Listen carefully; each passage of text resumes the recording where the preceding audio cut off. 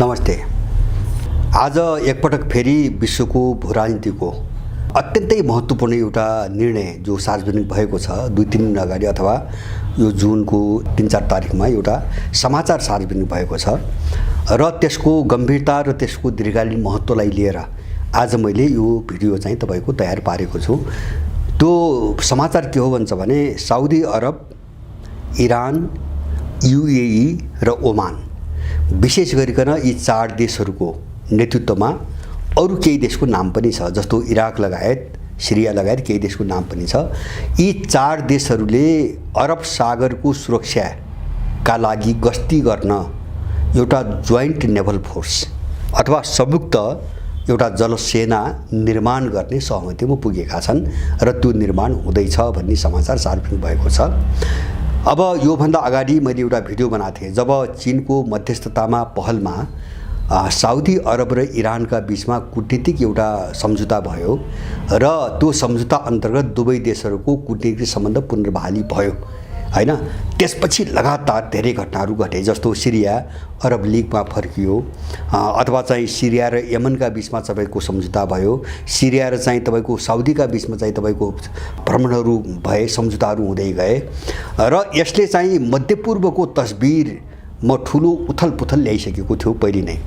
र अहिले मैले त्यसलाई भनेको थिएँ अमेरिकाको मुटुमा प्रहार। जस्तो साउदी र इरान भनेका अमेरिकाले सिया र सुन्नीको नाममा मध्यपूर्वमा विभाजन गरेर इस्लामहरूको बीचमा विभाजन ल्याएर रक्तपात गराएर दशकौँसम्म तेल लुट्यो हैन। तेल लुट्नकै निम्ति त्यसले त्यो खेल खेलेको थियो। सायद उनीहरूले बुझे, अमेरिकन चाहिँ तपाईँको चालबाजी सबै बुझे, बुझ्न त पहिले पनि बुझेकै जस्तो लाग्छ, तर केही गर्न सक्ने हालतमा थिएनन्, विकल्प थिएन, अर्को साथ खोज्ने विकल्प थिएन। त्यो विकल्प उनीहरूले अहिले पाए। त्यो घटनालाई मैले अमेरिकाको मुटुमै प्रहार भनेको थिएँ र अहिलेको जो 4 देशले जो संयुक्त जलसैन्य शक्ति बनाउने जो सहमति गरे यसले अमेरिकाको मुटु नै छेदविच्छेद पारिदिएको छ। र अमेरिका मध्यपूर्व मात्र होइन कि समग्र वैश्विक राजनीतिमा अमेरिका कति कमजोर भइसकेको छ भन्ने कुरा यसले देखाउँछ र यसको चर्चा अलिकति पछि गरौँला। अब यो समाचार जो बाहिर आयो यहाँसम्म आउनुभन्दा अगाडि मैले विकासका केही प्रक्रियाहरू केही सिम्पटमहरू जो पहिले भनिसकेको छु तर त्यसलाई आज दोहोऱ्याउँछु, यसलाई पुनर्पुष्टि गर्नको निम्ति दोहोऱ्याउँछु। जस्तो योभन्दा अगाडि मैले भनेको थिएँ G7 अथवा चाहिँ अमेरिका लगायत जो पुँजीवादी पश्चिमी देशहरू छन् उनको कुल जीडीपी भन्दा ब्रिक्सका 5 देशको जीडीपी बढी भयो। यो समाचार 1 महिना पहिले आइसकेको छ हैन। जस्तो ब्रिक्स भनेको जस्तो America, Canada, Germany, Japan, Italy अथवा चाहिँ तपाईँको बेलायत, यिनी देशहरूको कुल जीडीपी भन्दा ब्रिक्सका 5 देशको जीडीपी बढी पुग्यो हैन। यो 2022 सम्म आउँदाखेरि बढी पुग्यो।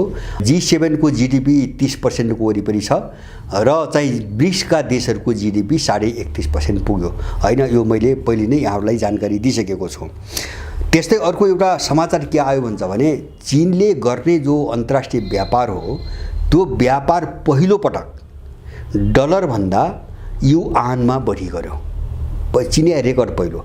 चीनले चाहिँ बाहिर जति पनि सामानहरू पठाउँथ्यो विदेशमा वा ल्याउँथ्यो त्यसमा उसले डलरको वर्चस्व थियो, त्यो वर्चस्व अहिले युआन भन्दा तल गयो अथवा चाहिँ चिनिया व्यापारभित्र डलरको स्थान एकदमै चाहिँ तपाईँको कमजोर हुँदै गयो हैन।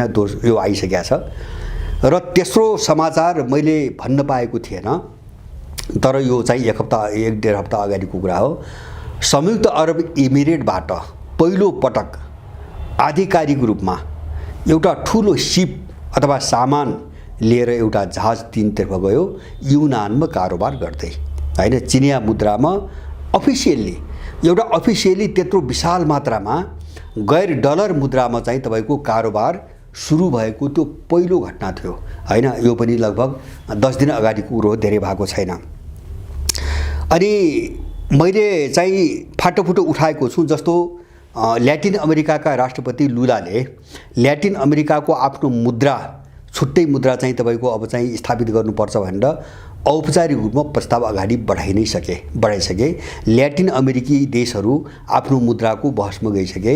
अफ्रिकामा त्यो प्रस्ताव आइसक्यो हैन। अफ्रिकामा पनि त्यो प्रस्ताव आयो, अफ्रिकामा त्यसको आफ्नो मुद्रा भन्न आयो र यति बेला विश्वमा कुनै पनि बेला विश्वको कुल चाहिँ सञ्चित डलरले 90% ओगट्यो, 90% ओगट्यो। अहिले त्यो घटेर 58 भन्दा तल आएको छ हैन। जस्तो अरू भागले खोस्यो उसको, जस्तो युरोले खोस्यो, पाउन्ड स्टर्लिङले खोस्यो र पछिल्लो कालमा युवानले व्यापक रूपमा आफ्नो बजार चाहिँ स्थापित गर्दै गयो र अहिले रसियन रुबल पनि त्यो बाटोमा गएको छ। डलरको स्थिति साह्रै नाजुक हुँदै गएको छ र यही बेला अब चाहिँ केही समयपछि ब्रिक्सको बैठक बस्दैछ। त्यो बैठकले फेरि आफ्नो अलग मुद्रा घोषणा गर्ने गृह काममा काम गरिरहेको छ। मैले भने ल्याटिन अमेरिकाको आफ्नो, अफ्रिकाको आफ्नो, अब ब्रिक्सको पनि आफ्नो भयो भने ब्रिक्ससँग जोडेको जो बजार हो नि त्यो झन्डै चाहिँ तपाईको 90% बजारबाट डलर चाहिँ तपाईको साफ हुने चाहिँ तपाईको स्थिति देखिँदैछ। र यही बेला चाहिँ आएको पछिल्लो समाचार ब्रिक्समा जो अहिले 5वटा देशहरू छन् यसमा 19वटा देशहरू जोडिँदैछन् हैन। जस्तो साउदी र इरान सहित टर्कीको नाम पनि यसमा आएको छ, मिस्रको नाम पनि आएको छ। अब ब्रिक्समा 19वटा देशहरू अरू थप्ने विषयमा छलफल भइरहेको छ अहिले। यद्यपि सबै पूर्ण सदस्यमा नथपेलान्, केहीलाई उनीहरूले पूर्ण सदस्यता दिन्छन्, केहीलाई डायलग पार्टनर भन्छन्, केहीलाई चाहिँ तपाईको अब्जर्भर भन्छन् हैन, विभिन्न क्याटेगोरीमा राख्छन्। तर 19वटा देशहरू जोडिने भए, अब्जर्भर भने पनि जोडिने भए, डायलग पार्टनर भने पनि जोडिने भए र मेम्बर भएर पनि जोडिने भए। अब यिनी घटनाहरू चाहिँ तपाईको केही समय अगाडिदेखि देखा पर्दै आएका घटनाहरू। अब म चाहिँ तपाईको एक हप्ता अगाडिका घटनाहरू भन्छु। एक हप्ता अगाडि भन्दाखेरि जस्तो मार्चकोदेखि म सुरु गर्छु। मार्चमा एउटा घटना भयो, मार्च, अप्रिल, मे, जुन। मार्चमा एउटा घटना भयो, अमेरिकी राष्ट्रपतिले तेल कटौतीको कुरालाई लिएर हैन रुससँग मिलोमत गरिकन व्यापक रूपमा तेल कटौती गर्न लागिरहेको मुद्दालाई लिएर साउदी अरब र युएई का शासकहरूलाई उनले फोन गरे। दुवै देशका शासकले बाइडेनको फोन चाहिँ तपाईको रिसिभ गरेनन्, उठाएनन् र बाइडेनको नराम्रोसँग बेइज्जती भएको थियो त्यो बेला। माने साउदी र चाहिँ युएईले पनि अमेरिकालाई टेर्न छोडे। त्यो बेला ठुलो बहस भयो र र उनीहरूले फोन पनि उठाएनन् र अमेरिकाले जे भन्दै आएको थियो त्यो टेर्दा पनि टेरेनन्। तेलको उत्पादनमा व्यापक रूपमा कटौती गर्ने हैन। जस्तो प्रतिदिन 10 लाख ब्यारेल तेल चाहिँ उत्पादनमा कटौती गर्ने भन्ने निर्णय त्यो बेला भयो। अहिले पनि हिजो मात्रै पनि तेल उत्पादनमा व्यापक रूपमा कटौती भएको छ। खाडीका मुलुक र अफ्रिकी मुलुकहरू सहितको सहमतिमा हैन तेलको मूल्य चाहिँ गिर्न नदिनुको निम्ति त्यसको उत्पादनमा धेरै ठुलो कटौती भइरहेको छ। एउटा घटना त्यो भएको थियो, यो अनौठो घटना हो।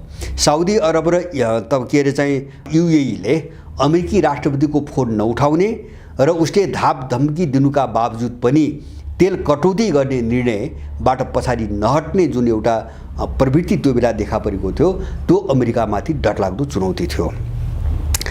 अब दोस्रो घटना चाहिँ मे महिनामा भयो। सिरियाको अरब लीगमा वापसी भयो हैन। अरब लीगबाट चाहिँ 2011 मा अमेरिकी दबावमा सिरियालाई अरब लीगबाट निकालिएको थियो। अहिले साउदी र इरानका बीचमा जो चीन मध्यस्थकर्ता भएर एउटा कूटनीतिक सम्बन्ध पुनर्बहाली गरायो, त्यसपछि चाहिँ उनीहरू सबै रियलाइज गरे, महसुस गरे र सिरियालाई पनि तपाईको अरब लीगमा चाहिँ फेरि चाहिँ तपाईको फिर्ता ल्याए। त्यो अमेरिकाको निम्ति दोस्रो ठुलो प्रहार थियो, अमेरिकामाथि दोस्रो डरलाग्दो प्रहार थियो। अनि चाहिँ त्यस्तै अर्थ घटना भयो अप्रिलमा। मैले अघि नै पनि भनिसकेँ, चीनको मध्यस्थतामा इरान र साउदी अरबका बीचमा कूटनीतिक सम्बन्धको पुनर्बहाली भयो। 5-6 वर्षदेखि टुटेको सम्बन्ध, दूतावास नै बन्द भइसकेको सम्बन्ध। र त्यसपछि अर्को घटना भयो भर्खरै यो गएको महिनाको अन्तिमतिर, मार्च 30-31 मा संयुक्त अरब इमिरेटले त्यो अरब सागरमा गस्ती गर्नको निम्ति अमेरिकी नेतृत्वमा एउटा सैन्य गठबन्धन बनेको छ। त्यहाँ नेटो हैन, अमेरिकाको नेतृत्वमा एउटा सैन्य गठबन्धन बनेको छ जसमा युएई पनि थियो हैन। अब त्यो गठबन्धन विशेष गरेर इरानलाई लक्षित गरिकन उसका विरुद्धमा अमेरिकाले बनाएको थियो। त्यो गठबन्धनबाट युएई अलग भयो हैन। यो गए महिनाको अन्तिमतिर युएई अलग भयो हैन। त्यो अमेरिकामाथि अर्को प्रहार। अब जानकारी नदिकन भन्ने कुरा आएको छ हैन। अमेरिकालाई जानकारी नदिकन, छलफलै नगरिकन युएई त्यहाँबाट निस्कने घोषणा गर्यो हैन। यो अर्को डरलाग्दो चाहिँ तपाईको मार थियो अमेरिकामाथि। र अहिले अब मैले यो पछिल्लो चाहिँ तपाईको उसमा जोडेँ, अहिले 4 देश मिलाएर जोइन्ट नेभल फोर्स भनेका छन्। अब अरब सागरमा गस्ती गरेर सुरक्षाको निम्ति जो फोर्स बनाउँदैछन्, यसले अमेरिकालाई बिदा गर्दैछ अब हैन। अब किन बिदा गर्दैछ दुईटा कोणबाट भन्छ भने पहिलो कुरो त अमेरिकाले जो चाहिँ सैन्य चाहिँ गठबन्धन बनाएको थियो त्यहाँ त्यो इरानका विरुद्धमा इरानसँग पटक झडप भएको छ इतिहासमा। र यो 2-4 महिना यता इरानले अमेरिका अथवा उसको एलाई गठबन्धनहरूबाट चाहिँ तपाईको पास हुने हैन 3 देशहरूबाट पास हुने जति पनि कार्गो जहाजहरू छन् धेरै जहाजमाथि इरानले आक्रमण गरेको छ, धेरैलाई कब्जा पनि गरेको छ हैन। अस्ति 3-4 दिन अगाडि पनि एउटा जहाज कब्जा गरेको छ। इरानसँग एउटा ठुलो द्वन्द्व थियो किन त्यो अरब सागर कब्जा त्यसलाई नियन्त्रण गर्ने मुद्दामा। इरानको भनाइ के हुन्छ भने अरब सागर अरबी देशहरूको हो, अमेरिकालाई यहाँ आउने हक छैन, यहाँ गस्ती गर्ने हक छैन। उसले बारम्बार गरेको तर्क त्यही हो। तर अमेरिकाले गुन्डागर्दी गर्दै आएको थियो। त्यसबाट चाहिँ अब यूएई निस्केन मात्रै कि उसले इरानसँग उल्टो जुन अमेरिका त्यो मध्यपूर्वमा खुट्टा टेकेकै इरानको विरुद्धमा हो हैन, त्यही इरानसँग मिलेर एउटा संयुक्त चाहिँ तपाईको जलसैन्य एउटा कमान्ड खडा गरेर गस्ती गर्ने भनिसकेपछि अब अमेरिका एउटा सामरिक कोणबाट हेर्दा हैन, सामरिक कोणबाट हेर्दाखेरि अरब सागरबाट मध्यपूर्वबाट अमेरिका बिदा हुने बेला आयो हैन। र दोस्रो चाहिँ दूरगामी घटना अब के हुँदैछ भन्छ भने मलाई लाग्छ जस्तो ल्याटिन अमेरिका एउटा राजनीतिक रूपमा त्यसको महत्त्व थियो अमेरिकाको निम्ति। जस्तो मुनरो डक्ट्रिन पछि उसले आफ्नो छाता अन्तर्गतका देशहरू भन्थ्यो एक खालले अमेरिकाका उपनिवेश थिए, अघोषित रूपमा अमेरिकाका उपनिवेश थिए। अफ्रिका पनि त्यस्तै थियो, अघोषित उपनिवेश थियो अमेरिकन र युरोपियनहरूको। ती मुक्त भए त्यसको एउटा अर्थ थियो, अलिकति सीमित अर्थ थियो हैन। तर अब खाडी मध्यपूर्वबाट अमेरिका निस्किने भने के हो भन्छ भने अरबीहरू एक ठाउँमा आउने भनेको के हो भन्छ भने अब यो आक्रमण अमेरिकाको अर्थतन्त्रमाथि सीधा अब चाहिँ हमला सुरु भयो। माने अमेरिकी अर्थतन्त्र हैन, जस्तो ऊर्जाबाट चल्ने अर्थतन्त्र हुन्छ सबै संसारभरिका। एउटा त ऊ अहिलेसम्म अमेरिकाको दादागिरी भएको त्यही पेट्रोलबाट हो, पेट्रोल के अरे चाहिँ तपाईँको खाडीको इन्धन तेलबाट हो। र त्यही तेललाई आधार बनाएर साउदी अरबसँग उसले 80 को दशकमा जो सम्झौता गर्यो नि हैन, जसलाई पेट्रो डलर भनिन्छ। अब तेलको कारोबार डलरमा मात्रै गर्ने र साउदी अरबलाई मनाएर जो चाहिँ तेलको कारोबार सुरु भयो त्यहीबाट डलर चाहिँ अन्तर्राष्ट्रिय मुद्राको रूपमा चाहिँ तपाईको हाबी भयो हैन, प्रभुत्वको सुरु भयो। त्यो पनि टुट्यो। जस्तो चाहिँ साउदी अरबले चीनसँग युवानमा चाहिँ तपाईको चाहिँ कारोबार गर्ने सहमति गर्यो, यूएईले गर्यो, अब चाहिँ तपाईको इरानले त गरेकै छ, मिस्रले पनि गर्यो, टर्कीले पनि, सबै गरिसकेपछि डलरको जो मुख्य चाहिँ तपाईको डलरको जीवनको जो मुख्य चाहिँ तपाईको आधार जग हो त्यो चाहिँ तपाईको टुट्यो। अब टुट्यो। एउटा कुरा त डलर चाहिँ भत्कियो। अब तेलको सम्बन्ध र डलरको जुन सम्बन्ध थियो त्यो चाहिँ टुट्यो। नम्बर 1 डलरमाथि ठुलो चाहिँ प्रहार भयो। दोस्रो चिज चाहिँ तपाईको अब यो अहिलेको नेभल फोर्सले के देखाउँछ भन्छ भने अब अरब सागरमा अमेरिकाको दादागिरी मात्रै टुङ्गिने होइन कि खाडीको तेल जसरी लुटिरहेको छ अब त्यसबाट अमेरिका निस्कनै पर्छ। अब ढिलो चाँडो केही समयपछि अमेरिका त्यहाँबाट निस्किनै पर्छ। तेल लुट्ने यो प्रक्रिया पनि अब बन्द हुन्छ अमेरिकाको। किन भन्छ भने उसले सबै हमला तेलको निम्ति गरिरहेको थियो, सबै नाटक गरेर। जस्तो इराकमा सबै अमेरिकन कम्पनीहरू छन्, उत्तर सिरियामा चाहिँ अहिले पनि जबरजस्ती एउटा ठाउँमा आफ्नो सेना राखेर सिरियाको तेल लुटिरहेको छ अहिले पनि हैन। तपाईको लिबियामा त्यही हालत हो। मैले तेल लुट्नकै निम्ति उसले चाहिँ तपाईको पश्चिम एसियामा हमला गरिरहेको थियो, खाडी देशहरूमा, अरब देशहरूमा। अब अमेरिका त्यहाँबाट निस्कनु पर्ने अर्थ एउटा अब तेल सङ्कट, अमेरिकाको निम्ति ऊर्जा सङ्कट त्यहाँबाट आउनुभयो। किन भन्छ भने मनपरी सित्तैमा सस्तो उसमा लुट्नु र भोलि चल्तीको रेटमा किन्नु त धेरै फरक हुन्छ हैन। त्यसले दोब्बर आधा फरक पार्छ हैन। त्यसकारणले अब यसले अमेरिकाको अर्थतन्त्र अब मन्दी र महँगीतिर जाने पनि भयो हैन। अब त्यहाँबाट तेल लुट्न पाएपछि अर्को चाहिँ यसको पाटो के छ भन्छ भने बाँकी चाहिँ ऊर्जा भनेको नेचुरल ग्यास, प्राकृतिक ग्यास हो। अब रुससँगको चाहिँ तपाईँको द्वन्द्वको कारणले त्यसको गुन्जाइस एकदमै कम भइसकेको छ। यद्यपि अमेरिकामा केही छ, अमेरिका आफ्नो देशमा छ, युरोपमा छैन। तर अमेरिकनहरूले अफ्रिकातिर धेरै कोसिस गरे, सफल हुन सकेका छैनन्। जस्तो अमेरिकन युरोपियनहरू जस्तो अल्जेरिया लगायतका केही अफ्रिकाका देशहरूमा कोसिस गरिरहेका छन्, सफल हुन सकिरहेका छैनन्। त्यही पनि जस्तो यूएई अथवा चाहिँ कतार, अमेरिकाले के योजना बनाएको छ भन्छ भने अहिले रुसको चाहिँ तपाईँको स्रोत हैन, तपाईँको ग्यास र तेलको स्रोत लाई चाहिँ तपाईको के अरे चाहिँ त्यसप्रतिको निर्भरताबाट मुक्त हुनुको निम्ति इजरायल र अमेरिकाको योजनामा एउटा पाइपलाइनको एउटा प्रोजेक्टबारे छलफल भइरहेछ। यद्यपि त्यो सफल हुन्छ हुन्न म भन्न सक्दिनँ अहिले। जस्तो त्यसमा युएईदेखि लिएर युएई साउदीदेखि लिएर त्यो पाइपलाइन इन्डियासम्म ल्याउने एउटा प्रोजेक्टमा उनीहरूले चाहिँ एउटा चाहिँ छलफल अगाडि बढाएछन्। त्यसलाई अगाडि बढाउने भने काम थालेछन्। त्यो चाहिँ के हो भन्छ भने रुसलाई कमजोर बनाउने, चीनलाई कमजोर बनाउने र अहिलेको जो ध्रुवीकरण हो यो ध्रुवीकरणमा पश्चिमी एसियाका मुख्य देशहरू हैन, जस्तो साउदी र युएईदेखि लिएर एसियाको अर्को मुख्य देश इन्डियालाई आफ्नो ग्रिपमा राख्ने योजनामा चाहिँ अमेरिकनहरूले काम गरिरहेका छन्। अहिले त्यो सफल हुन्छ भन्ने चाहिँ मलाई लाग्दैन। त्यसकारणले अब एउटा भयानक ऊर्जा सङ्कट आउने भयो हैन अमेरिकाका अगाडि। अब प्राकृतिक चाहिँ तपाईँको ग्यासको कोणबाट कुरो गरे पनि अथवा चाहिँ तपाईँको तेलको कुराबाट पनि, खाडीको तेलको कुराबाट गरे पनि उनीहरूमाथि एउटा भयानक सङ्कट आउने भयो एक। र यो जोइन्ट नेभल फोर्सले अर्को के देखाउँछ भन्छ भने मध्यपूर्वमा अमेरिकनहरूको जो सैन्य दबदबा थियो नि त्यो कमजोर हुने भयो, सैन्य दबदबा कमजोर हुने भयो नम्बर 2।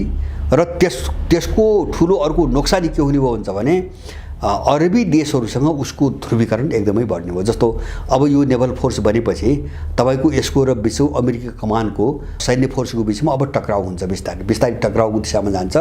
अब टक्राउको दिशाले के गर्छ भन्छ भने त्यो वरिपरिका अरबी जति पनि देशहरू छन् नि यी सबैलाई अमेरिकाको विरुद्धमा एक ठाउँमा उभिनै पर्ने ठाउँमा यिनलाई चाहिँ पुर्याउँछ।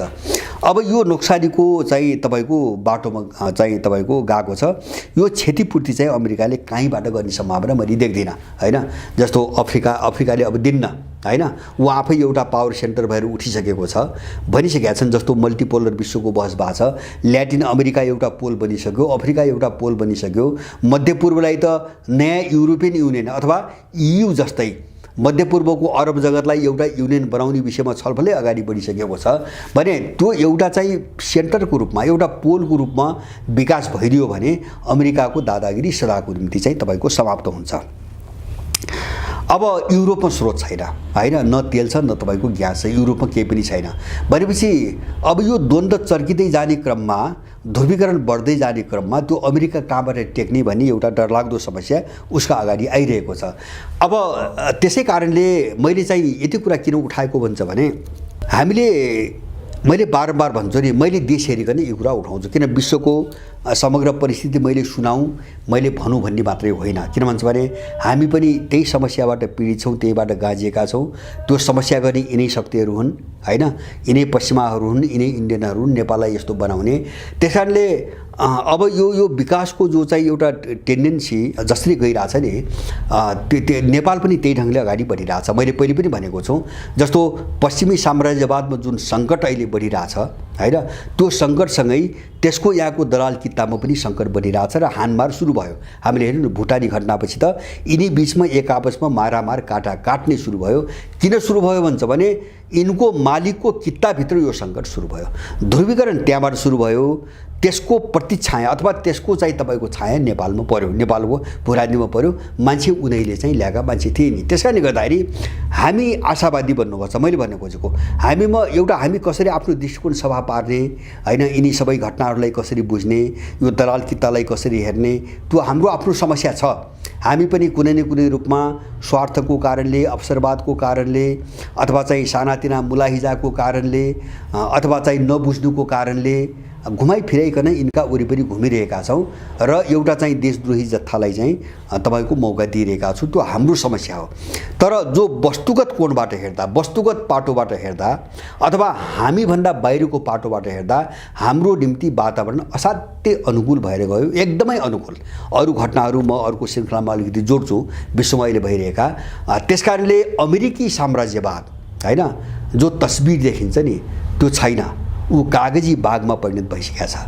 तपाईँ हामी एउटा अनुमान गरौँ, सधैँभरि उसको दासको रूपमा काम गरेको युएई जस्तो सामान्य देश, सानो देश, मामुली देश, पैसा छ अरू त केही पनि छैन हैन, उसँग फौजी शक्ति पनि छैन, उसको विश्वको राजनीतिमा चाहिँ राजनीतिक प्रभुत्व पनि छैन हैन, विश्वको समग्र पोलिटिक्समा उसको कुनै चाहिँ एउटा जब्बर खालको भूमिका पनि छैन। उसँग तेल छ, त्यसकारणले अब तेल आयात गर्ने देशहरूभित्र उसको महत्त्व छ।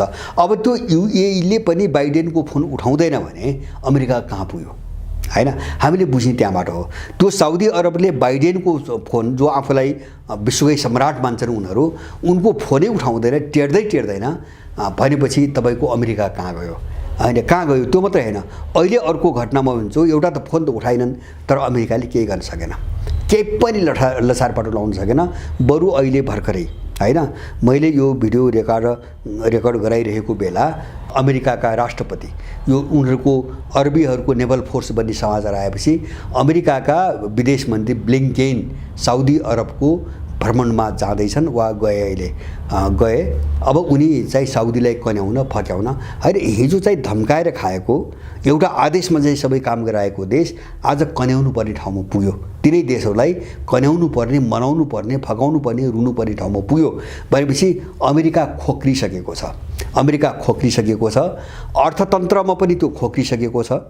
त्यसपछि त्यो जस्तो त्यो मिलिट्री शक्तिमा पनि त्यो कमजोर भइसकेको छ। र युक्रेनमैबाट आइरहेका समाचार छन् अहिले यो पछिल्लो सिन हेर्ने हो भने त अमेरिकन र युरोपियनहरूले अब हामीसँग युक्रेनलाई उपलब्ध गराउन सक्ने हतियार छैनन्, किन अब पनि हामीले हतियार दियौँ भने भोलि युद्ध भट्किँदा आफ्नो निम्ति रक्षा गर्ने हतियार पनि हामीसँग छैन त्यो भनिरहेका छन्। र हतियार व्यापक निर्माण गर्ने कुरा त गरिरहेका छन्, निर्माण गर्न पैसा चाहियो होइन। अहिले मन्दीले चाहिँ सारा युरोपभरि विद्रोह छ, अमेरिकाभरि विद्रोह छ, सडकमा मान्छे छ। अब चाहिँ हतियार उत्पादनमा पैसा लगाए पनि उनीहरूले देश ठेक्न सक्ने हालत पनि छैन।